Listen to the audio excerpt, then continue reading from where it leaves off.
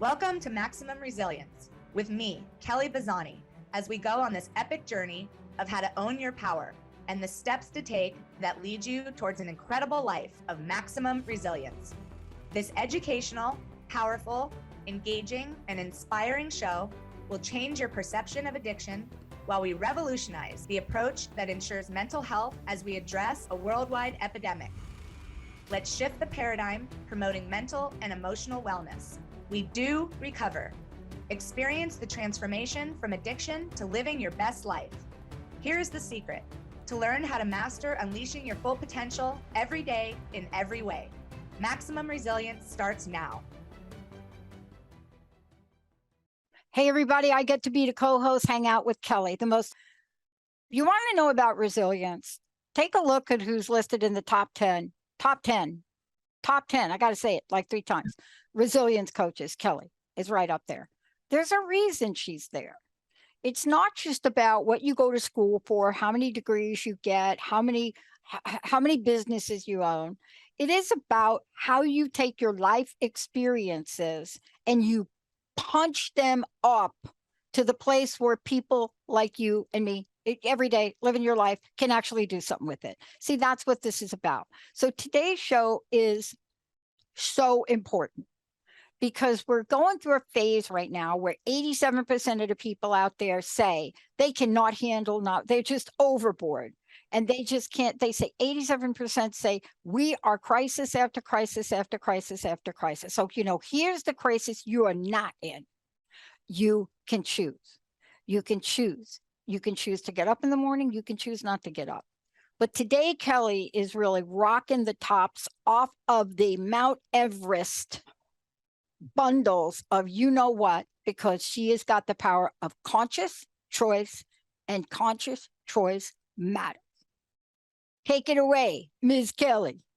Yeah, Dr. Pat, I'm super excited about this show. Actually, I was so excited about it that I even started planning for next show, because I was like, as I was doing this one, I was like, okay, I got one for Dr. Pat for next one that you and I have already kind of discussed. That's like the spirituality piece. So we'll get into that. But as I was like planning for this one, I even had an incident happen this weekend that we'll get into.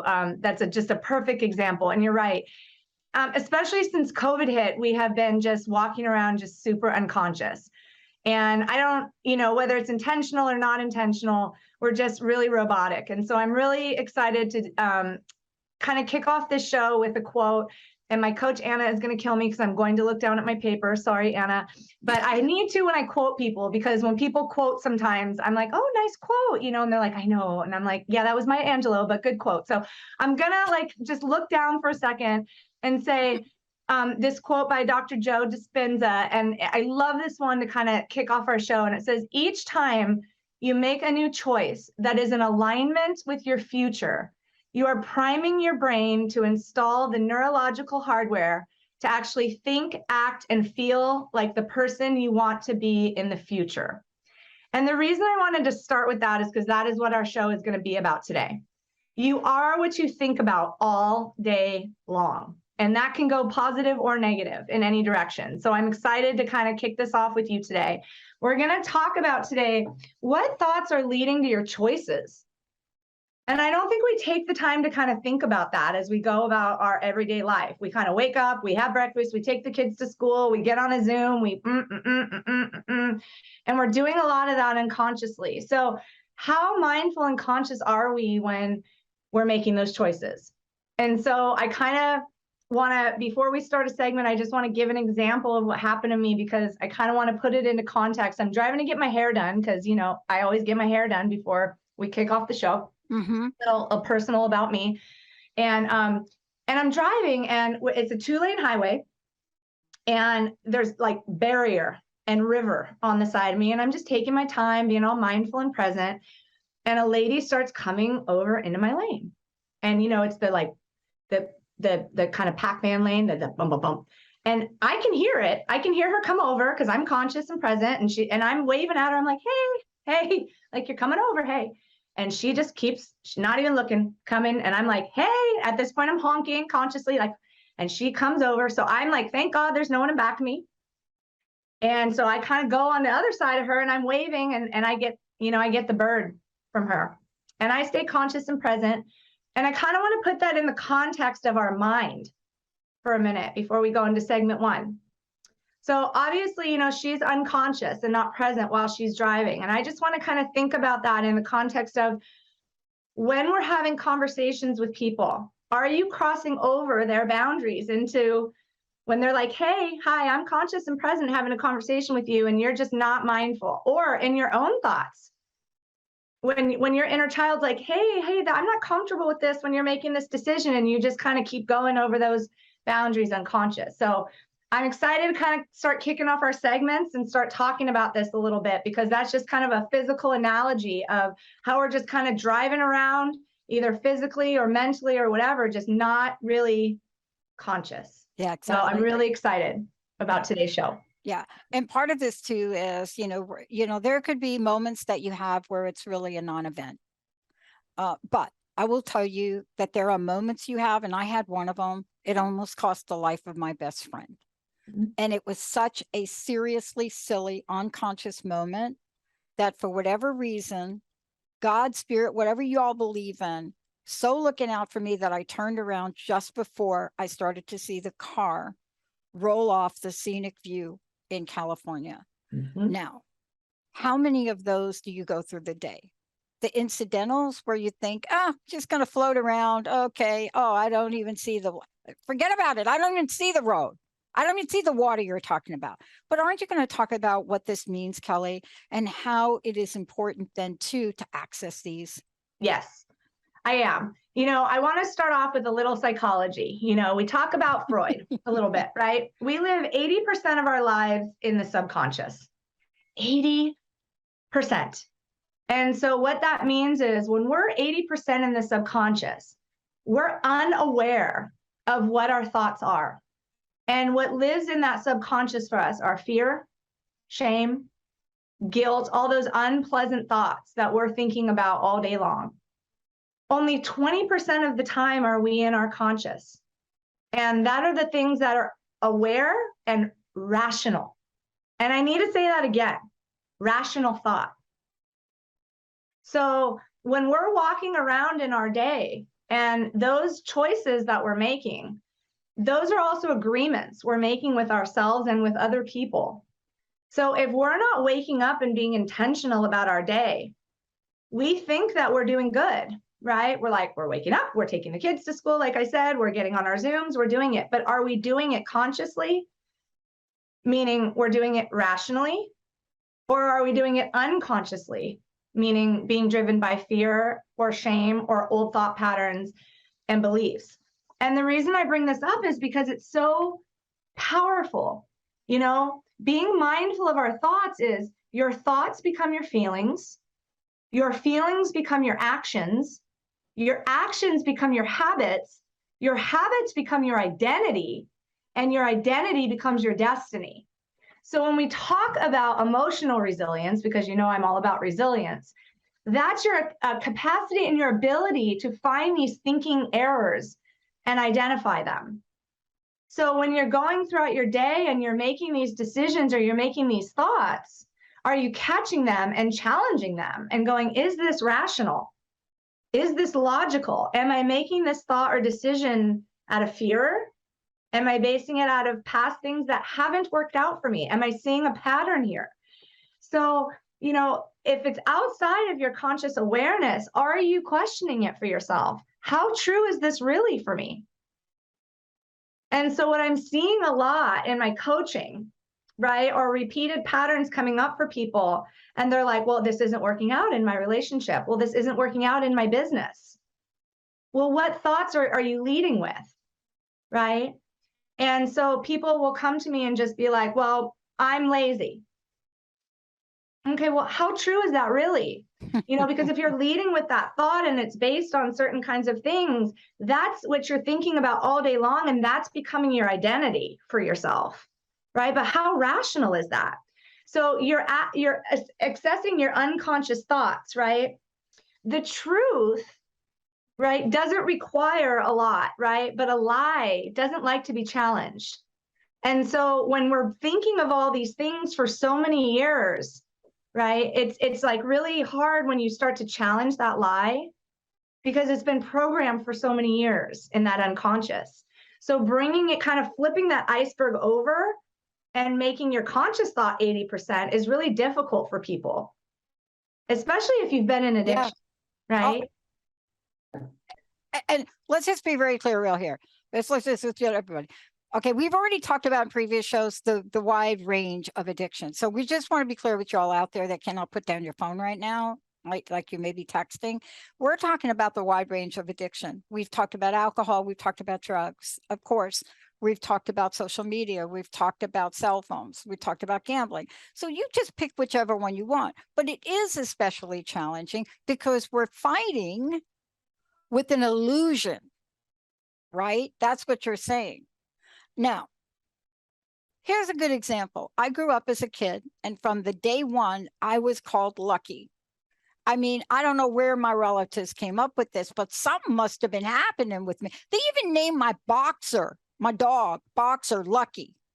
So at a young age, I was lucky. So as I grew, I had in my consciousness, and even due to this day, although I know now there are some principles, not really luck, but it could be.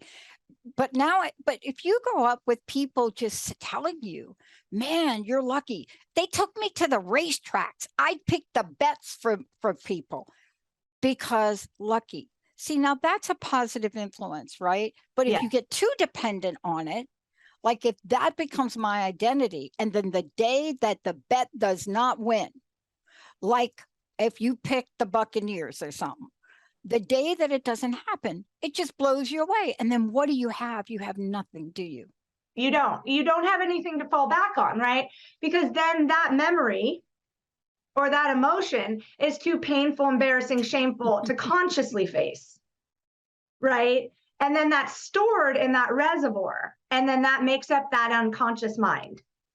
So then anytime then you go to do anything in your life, you go to do the Dr. Pat show. You're like, today's going to be a lucky day for me, right? And then somebody doesn't show up on time, or an interview doesn't go well. And then you're like, not my identity anymore. Okay. So although we're all capable of thinking reasonably, then whenever an upsetting event occurs, those negative thoughts happen so rapidly that we hardly have time to question it, let alone notice when it's happening or challenge it. That's where the consciousness needs to come in and go, wait a minute. Am I 100% unlucky all of the time? No, I have great friendships. I had a wonderful morning. I went on a walk today. I've noticed this. No, what would a woman that's 100% unlucky look like? Am I that woman? No. So that is where that getting present in that day, not based on all your past experiences or looking forward to the future of all the things that might or might not happen, but challenging that right there in the present, getting conscious with that. That's a beautiful example, right? So then we wonder why we keep repeating the same patterns. We do wonder. We not only wonder, we obsess over it. We're not just beyond wondering. We can't go to bed at night. Our bed hits the pillow. We have the nightmare about it. But look, when we come back from break, you're going to talk about even that we're choosing, aren't we? Like, look, just because it's the tip of the iceberg, it doesn't mean you can't be aware that the rest of it's under there, right? I mean, look, when the Titanic hit that iceberg, it knew. Those people knew. They knew they saw the tip, and they knew what was underneath there. But even with that, they did their best. A little bit too late, but they did their best to steer away. What will you choose? Kelly Bazzani is going to take us through this, right? Because did you know you have one freedom really in this lifetime? Do you happen to know what it is? When we come back, she's going to walk us through. What are you choosing? What are you choosing? Are you choosing to be a losing, a boozing, or a cruising? We're going to take a short break. When we come back, going to tell you how to get a hold of Ms. Kelly Bazzani and so much more. Stay tuned, everybody. We'll be right back.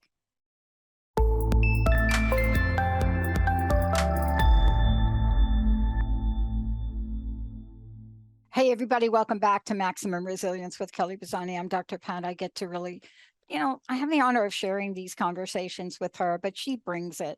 And today we're talking about the power of conscious choice matters. The power of conscious choice matters. And as we go through the show, you're going to hear about why it matters. For those of you out there, you got any questions? 1-800-930-2819.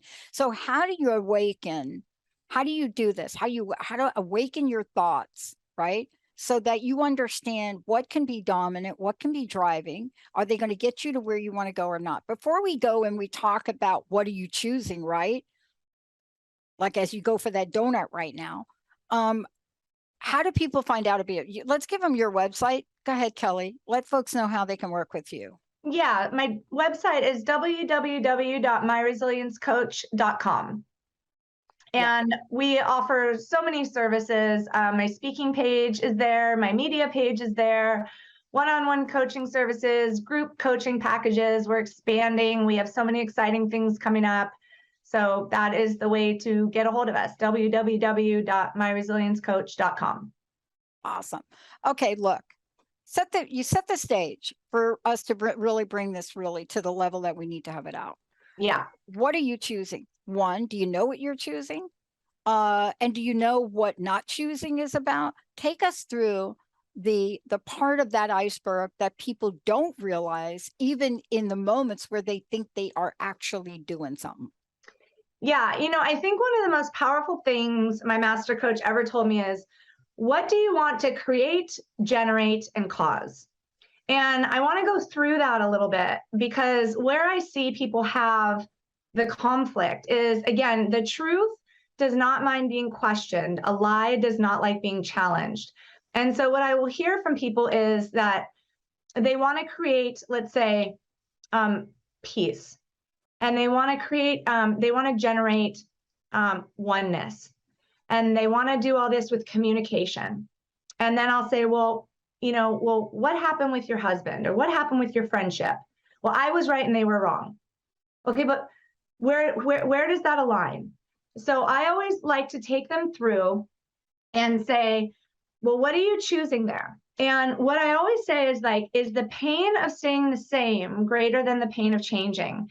And what I will say is, you will start to see your suffering in somebody else.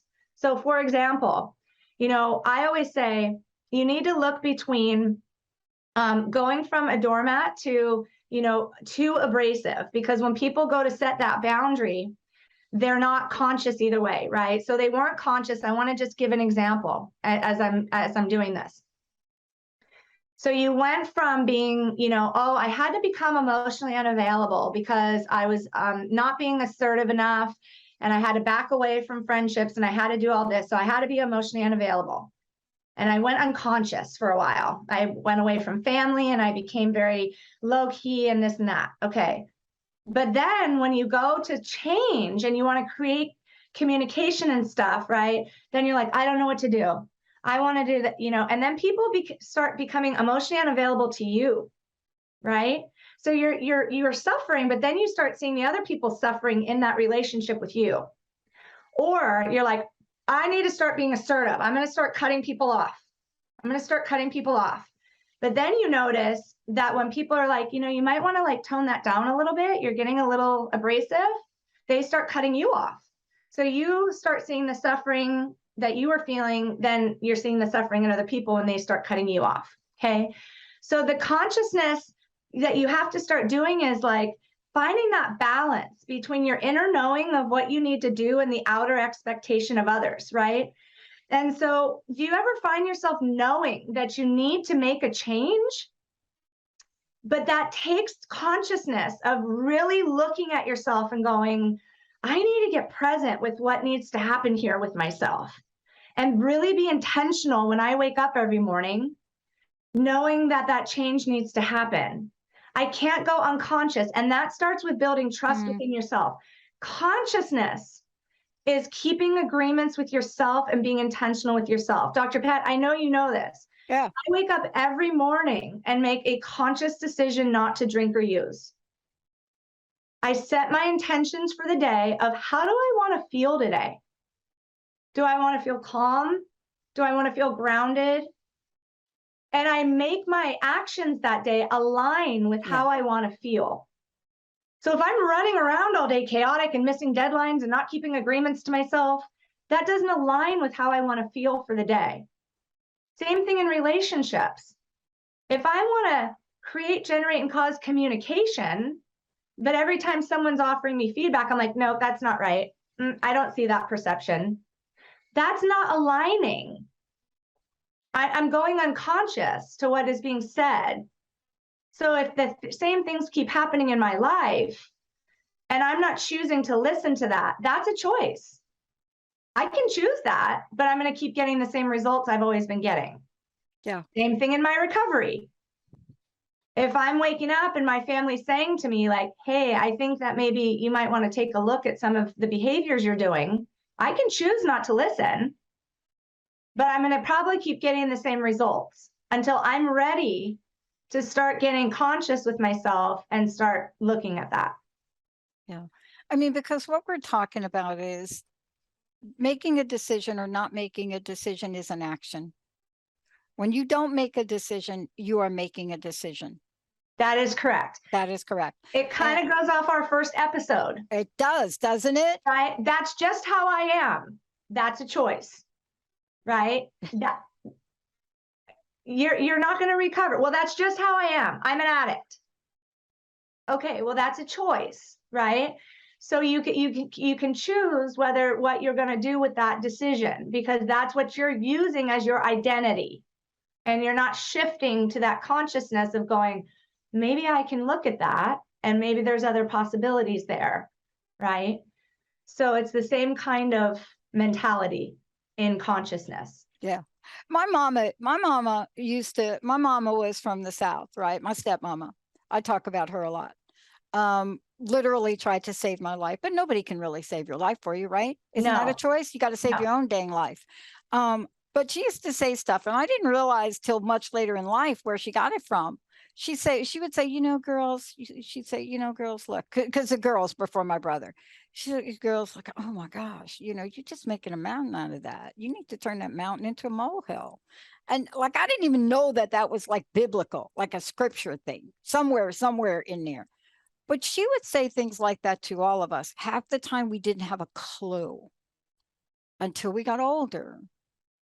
And you stop and you look at your life around and you realize you have created mountains of garbage, mountains of them. And yet what you're talking about is you're telling people today, it doesn't matter how big the mountain is, we can choose to change it, right? That is absolutely right. There is always a way. And you don't have to tackle the whole staircase. You focus on that first step. Oh, you got to tell that again. You got to say that again, sister, because look, every time we bump into something where we say, I can't do it. Come on, let's just use a can't word. Come on, I can't do it. It's because whatever we're looking at, one, either seems insurmountable, and two, we don't realize we have a choice to take just the first step, right? First step. Talk about that. First step. I mean, when I first got clean, right? Like talk about a mountain, right? I mean, if you haven't watched my podcast with my mother last time. Oh my goodness. But I mean, I created mountains and mountains and mountains, right? And if I would have looked at that whole thing, I would have been like, no, this is just the way my life is going to be. I couldn't even look at the first step, right? I had to look at the first like lining of the step, even in this health program that I'm in, I love, because it's like, I'm not getting on that treadmill. And a lot of the people are like, the first day I just touched the treadmill. Right? That's right. Touch the treadmill. That was a good action step. And then the next day I went and I just like touched how much time I was going to put in that treadmill. Right? And that's a great action. I'm with you on that, Kelly. I'm right there with you. It's better than not doing absolutely nothing at all. And then being like, this is the way my life is going to be. I'm just not going to make that call to make an amends because she'd never talk to me. Okay, well, that's a choice, right? You're choosing that. So I always look at it at just like doing nothing is a choice. So I love doing this of just the goal is to move the needle. Move the needle. Emotionally, mentally, spiritually, physically. If you have a goal that you want to do, If you're like, I just want to have, I want to do something with this anxiety, but I don't know what move that needle. The next day, look up a podcast on overcoming anxiety. Even if you don't watch it, look it up, right? If you want to do something physically with your health and you're like, I'm never going to be able to lose, the next day, go in, look in your fridge and just look at the things that maybe you want to take out and replace. If you want to do something, with your addiction, maybe just look at a rehab center online. Move that needle a little tiny bit. Choose that for yourself, right? You don't have to make these big leaps and bounds, but just moving that. And so what I do is I create a words to live by list. What are the words I want to live by? And then every morning when I wake up, I do that. And then I look at that and then I rearrange my activities for the day around that words to live by list. If I want to feel that way, so that I'm not managing my circumstances all day, I'm creating my circumstances around that words to live by list so it aligns for me. I stay conscious that way. And I keep agreements to myself that way. Because if I can't keep agreements with myself, I'm not going to be able to keep agreements with other people. There's no way. It has to start with me. Yeah. And we're going to take a break when we come back, because the deal is this, that what you're talking about, here's what I hear you saying too, is like, look, we start our day and we start our morning on our own terms, and we make that decision, whether it's passing by that treadmill 500 times and touching it before you actually get on it, is still progress. Yes, it is. So one of the things we're talking about here, and we're going to get into the belief and the belief cycle when we come back. But here's the thing we're talking about, and this is really drilled into us. It's progress, not perfection. Yes. It's progress. I moved my machine into a room that I would actually use it. Now, why is that important? Because you're not going to use it in a room that you're not in most of the time. And I don't even understand people doing fitness in their bedrooms. I'm not sure how that works very much. But you can make a choice every day. Maybe you don't drive by that donut place in the morning. Maybe you call a friend. Maybe you do something kind for yourself. But what, Kelly, you're talking about, you got to start your morning and your day on your own terms. You got to carve it out. You got to figure out what you're going to achieve, the promises you're going to make to yourselves. And then this is what we're talking about when we come back. What comes first? The belief or the attitude? It's a chicken and an egg thing, isn't it? When we come back, Kelly's going to walk us through the belief and success cycle. And we're probably not going to take another break, because this is so important. Whatever you're doing, this is the change you can literally create in your life. Let's take a short break, Kelly. Jacob, we'll be right back.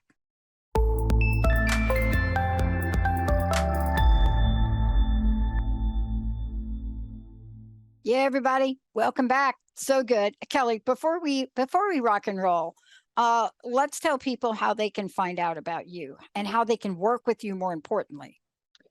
Because you actually do work in this area. I do, yes. www.myresiliencecoach.com. And yes, I do master empowerment coaching. This is all the stuff that we coach on. And we offer one-on-one coaching. We offer group coaching packages, speaking engagements.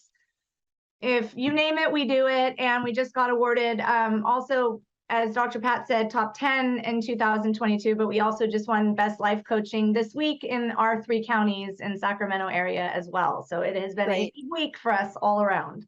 Yeah. And I love it. Okay, look, because chicken and the egg question, but here really, let's just step back for a hot second, because what we're talking about, chicken and egg, we're not really talking about that. We're talking about emotions, achievement. But here's the thing that is a conundrum for people. Okay, don't worry, be happy. Okay, let's talk about happiness before we jump into belief. Because there are sets of emotions. There's like, you can buy this sheet and it's got like every smiley face on the planet, like depicted. And when you hand that to people, very few of them go for the top smiley one up there. But the point is this: emotion, achievement, success, happiness, right? 9 times out of 10, you may get into a mode where everything is happening to you So you don't feel like you can rise up. You feel like you've been victimized. You feel like happiness is not a choice for you. But I'm telling you, this is a different conversation. Let's talk a little bit about that, because it will fuel how our day is created. It will fuel the belief in the success cycle, won't it? It does. Dr. Pat, I'm glad you went back and touched on that, because it's neuroplasticity. And I just want to talk about that for every time you have a new thought, or every time you have a new belief that is positive, it creates neuroplasticity and a new neural pathway in your brain that opens up a new possibility for you. And it's really important to talk about that. Anytime you go back to an old belief or a repeated pattern or a repeated cycle, it closes that neural pathway and it dissolves. And you go back into that old kind of depression cycle or old repeated cycles that you've been in. And so we are born with a negative feedback loop. And then you've heard of a reticular activating system, which is that more familiar pattern that you can create in that neuroplasticity. So when we talk about the 4 steps to internal happiness, that's what we're talking about when you are referring to what I wake up and do. And so I want to talk about that a little bit before we get into the success cycle, because that's what I'm talking about when I say, when I take stock, right? It is very important to be aware of what is currently creating your happiness, and on the flip side, what is currently draining it. So when you're looking at your life, create that list for yourself. What is currently creating your joy? And on the flip side, what is not? And more importantly, what are the things that you have control over? So when you're going throughout your day robotic, are you giving your energy away to things that you don't have control over? And that is forming your beliefs. That is creating your identity. So that's really important to think about. And then when you're creating your words to live by list, and you're doing that, like, I want to feel calm, I want to feel grounded, and you're making your activities around that, that's what's really important. So if on your list, you're like, take the garbage out, go to my dentist office. Okay, well, are those things bringing you joy? And are those things going to make you feel peaceful and grounded? Because probably not. Then what you're needing to do on that is, because do you ever notice that when you create a goal for yourself, it's great when you accomplish that goal, Dr. Pat, but then the feeling is fleeting. You're like, okay, now next goal. And that's why people don't you start to ask the question, is that all there is? I mean, is that it? Right? Is that okay, did you blink? And there are a lot of reasons for that. But I like to go back to what you said, because when you talked about one day at a time, waking up, I'm not drinking today, there are non-negotiable, okay, let's call them goals. I really don't like that word, but let's just say objectives. There's some are non-negotiable, right? Yeah. Like when you get up and you got to go to work, you got to put some clothes on. You really should try that, right? But we're talking about the next order of things, because if you've already hit up Maslow's bottom layer and you're like, you got a vehicle, you can go to work. We had 3 new people start today. We have a 4th next week. We're doing things differently for them. Jessica and I, we spent a week mapping out like a game plan, right? And maybe have to tweak it. But here's the question. Got to be emotionally, mentally fit, just as you're physically fit, don't you? Yes, it's an exercise that you need to continuously exercise, right? Just like your physical muscles, happiness is a muscle you need to continuously exercise, because you hear people say, like, I'll be happy when I get that job, or I'll be happy when I do this. And it's like, people don't crave the actual goal itself. People crave the emotion associated with that goal. Yeah. How did you feel when you and Jessica mapped out that? Well, I want to tell you how we feel, because something else happened last week that we didn't expect. And there's Jacob, jumps right in. Jacob's picking up a load for somebody that decided that they're just not going to continue with us. And, for us, we were like, that's okay. But here we go. Jacob and Lydia, right? Jessica has a conversation. Jacob's fully in the game. didn't waver. Didn't hear any crying from Jacob. Showed up this morning, got himself ready, did my 7 o'clock show. He's doing this show. I have no idea how many other shows he's going to do this week till we get the new team. Right? Right. And then I have this moment of gratitude over the weekend. That's what I was just going to say. And Gratitude. I brought in a gift for everybody. Okay. And I don't want to take time talking about it, but this is a very personal gift for me because I had this moment. We are not here without the Jacobs of the world. We are not here without Jacob and Lydia. Just not a whimper. Just like, yeah, okay, we'll get it done. Jessica, okay, we'll get it done. But they made a choice to do that, right? And the gratitude that I feel and that the 3 new people should experience is thank goodness for Jacob today, right? But can you do that without being conscious? No, Right. Because if you're unconscious, you're just not going to think about that. You're not going to bring them in a little gift. You figure it out. That's right. All of those things. So thank you for that example. So that's what I mean, right? So all of those things, you have to take stock. You have to create that words to live by. I feel grateful, right? You start the morning being intentional. How do I want to feel? Grateful, right? So you start your morning. All of those things, Dr. Pat. So you start off, what do I want to achieve today? I want to achieve being mindful and conscious and grateful, and with what attitude, right? And so you purposefully decide how you want to experience and respond consciously, right, to situations instead of react unconsciously. You could have been like, nobody's showing up. Why isn't it? Right? Like it could have been the complete opposite to that. So it invites you to be more present and intentional with your actions and emotions. So the goal goes from managing your circumstances all day to creating them. Yeah. That is emotional fitness. That is emotional resilience. And so what I am seeing since COVID is not that. What I am seeing is people being like, this is affecting me. People aren't showing up. What am I going to do for me? I am robotic, coming home.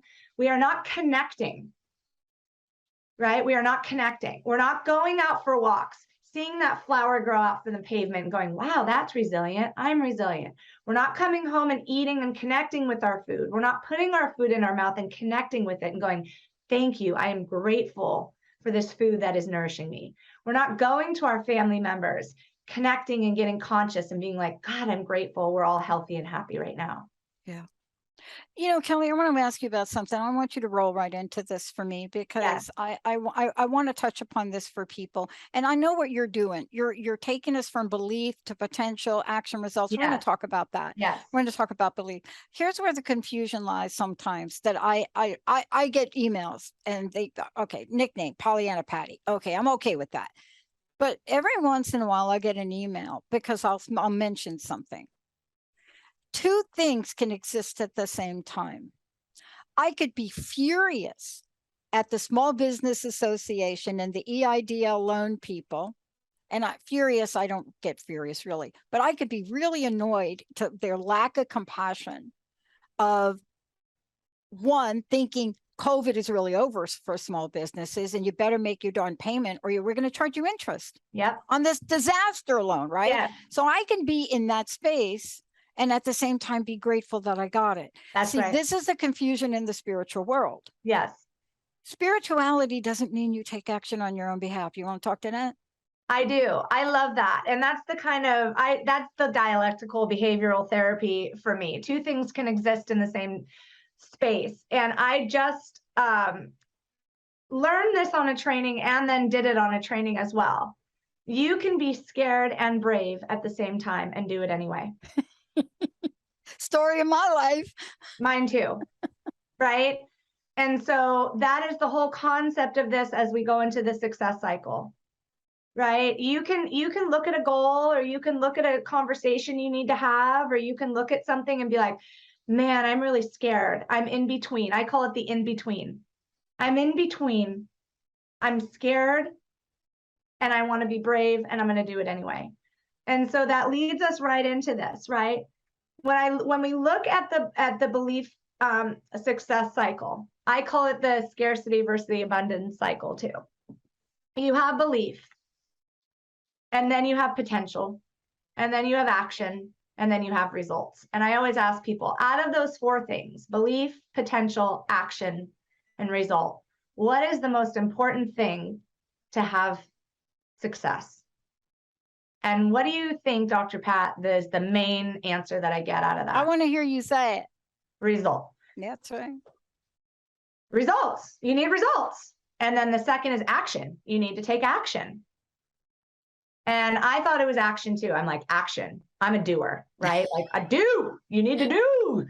And it's actually your belief. That's why you have treadmills, so you can run in place. Yeah. So you don't go anywhere. Yeah. I'm like, do. You got to do. You got to do to You got get to just keep running. And it is like, we are human beings, not human doings. We are human beings. And so if you are, when I did this research, it is that people have already made up their minds what they believe to be true, either about themselves or other people. And I was like, oh. And then I thought about that with myself, and I'm like, yeah, that's true. For a very, very long time, until I started doing this mastery work, I believed that to be true about myself too, and other people. And I will admit that on air. I was very ignorant and judgmental. And so most people have also made up their mind about what they believe their potential to be.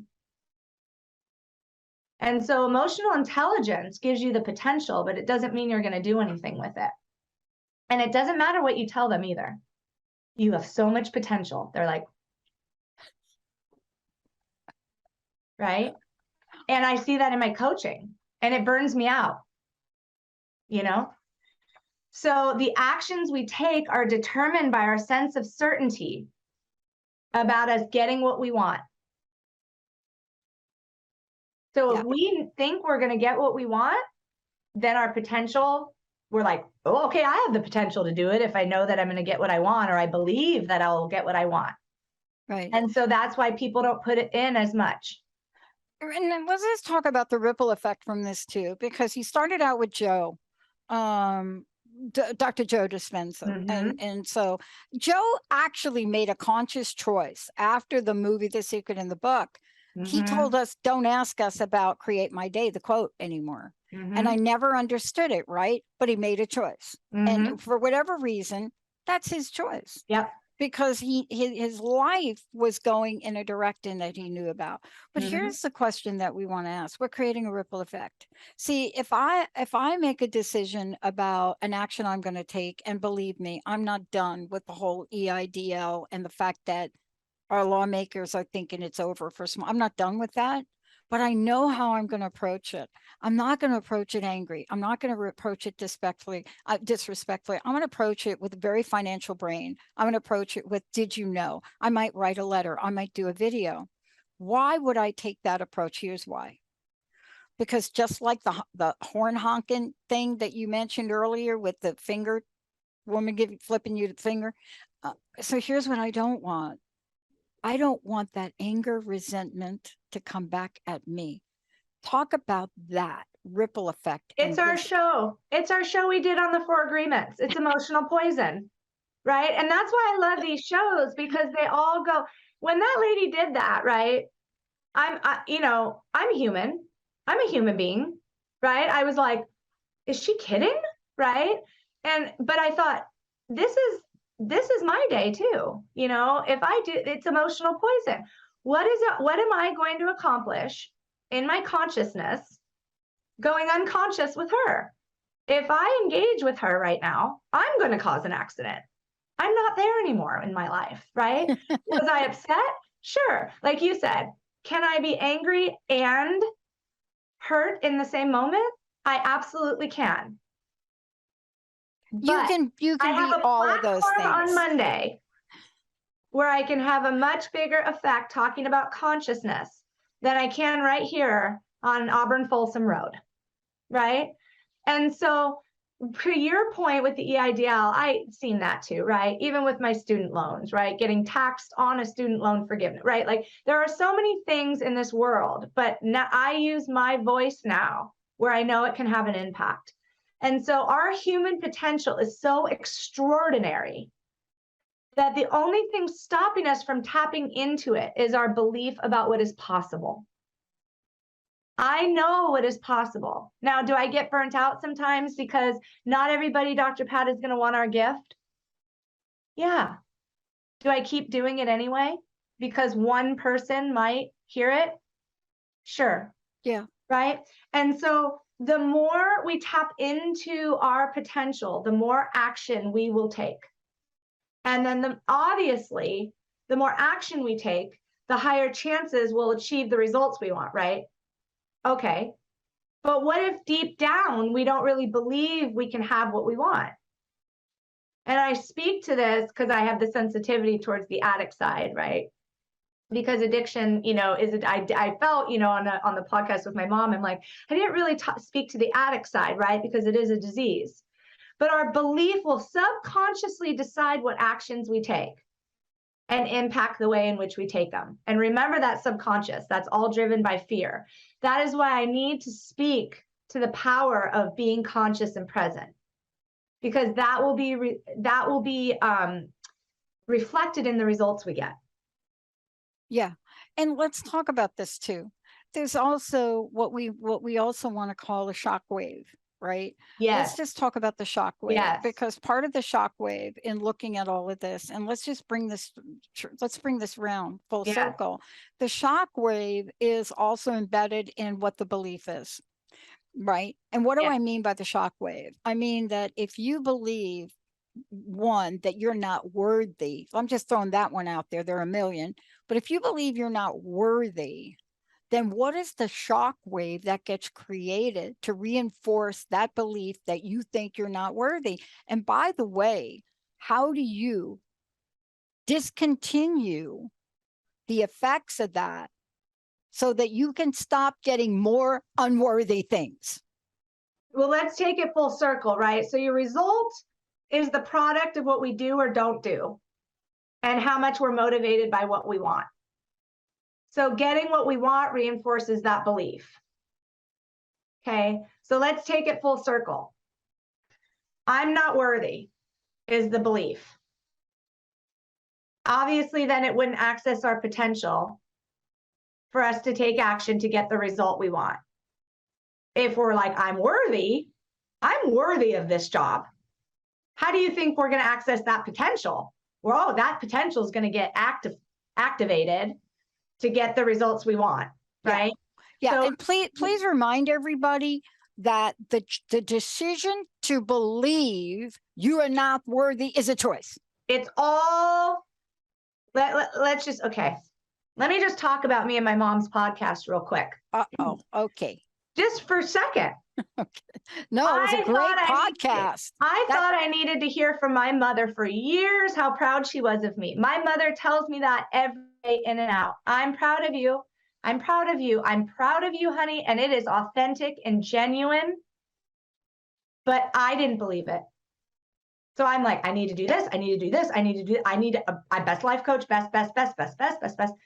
Until I believed it for myself, not from any external validation. Dr. Pat, you can tell me, my mom can tell me, the president of the US of A could tell me that. Until I believe that for myself, I am not going to access my full potential to get the results, to take the action to get the results that I need.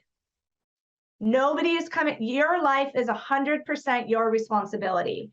So are you letting your awareness go beyond what you believe to be true about yourself, about another person, about an event, about a circumstance? And then are you taking action to get the result that you want? Or are you getting the same results? Because at any time you can flick that switch and go, I am worthy of this. And that potential will be activated. So I just have some questions that I want to leave the audience with. And they can come back and watch this YouTube at any time. because I have to come back and ask myself these questions. Is my belief true? Whatever your belief is, I am not good enough. I am not worthy. I'm not qualified for this job. I could never write a book if that's what you want to do in your life. I could never get this boyfriend or girlfriend or partner, whatever your belief is. Is my belief true? How do I react? Or not respond to somebody when I have this thought? Are my thoughts holding me back from my true potential? Is my action with this thought reasonable and in alignment with my goals? That is a really powerful one. Who would I be without this thought? That one changed my life. And like me and Dr. Pat talked about, you can be afraid and brave at the same time and show up for yourself. Yep. And consciously challenge the way you're thinking, please. And if you see the same cycles repeating in your life, within yourself or the environment around you, the only thing you can control, and I've said this before on a podcast and I'm going to say it again, the thoughts you think, the words you speak, and the actions you take.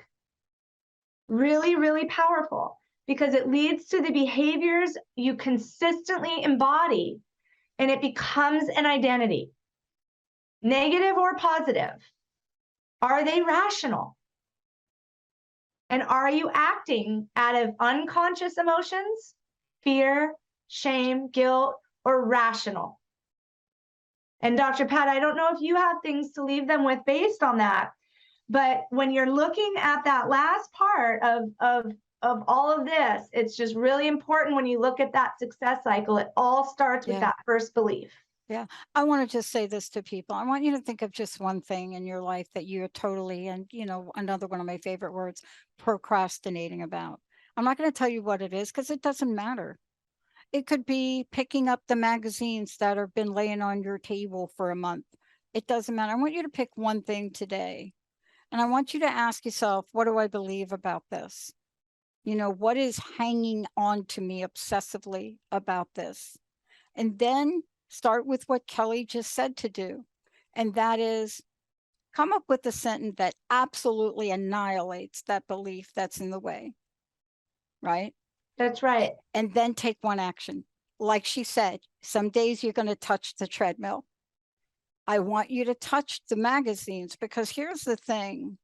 There is truth to out of sight, out of mind, but out of sight, out of mind doesn't always help you. And it certainly doesn't help you move forward sometimes. So we don't want it to be out of sight, out of mind. We want it to be in sight, in mind, and then in action, and then in trusting belief, and then in transformation. Kelly, how do people find out about you? Let's give out your website if we could again. Yes, www.myresiliencecoach.com. Yeah, lots of information there. Again, if you have an organization, you want Kelly to come in, let her know. Everything is right there. What's your parting words? What's your personal message? What do you want to leave everybody with here?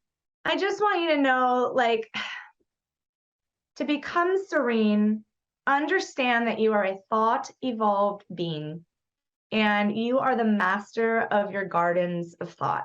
And you can plant whatever garden you choose to plant and pull up those weeds and dispose of those negative thoughts at whatever time you choose. I love it. Kelly, thank you so much today. Say hi to your mom for me. I absolutely will. And again, as we said, Brooke, congratulations on being acknowledged for all the work that you've done, you know, for your own personal resilience and for helping so many people that were ready to throw in the towel. Because this is not the time to do that, is it? No.